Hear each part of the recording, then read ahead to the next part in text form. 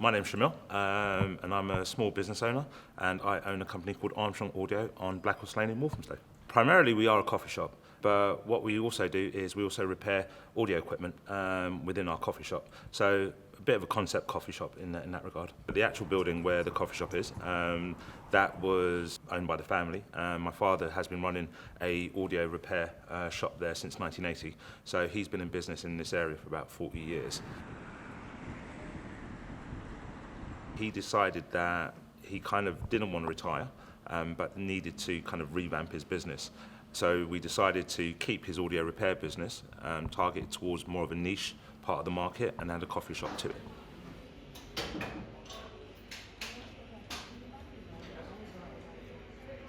The planning stage was a lot of sit-downs with my dad and my mum and my sister, and trying to outline to them what my vision was.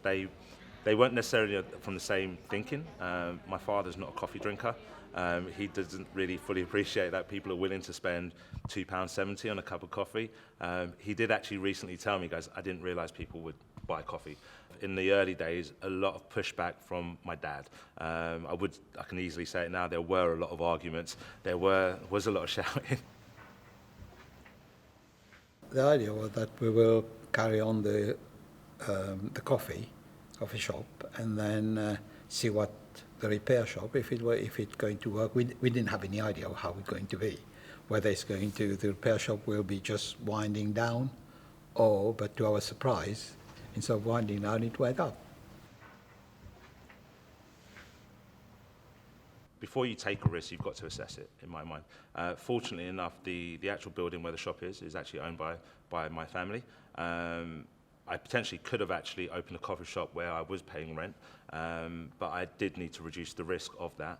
And one way of actually doing it was to actually look for an opportunity with my family to leverage the asset that we were fortunate enough to actually have.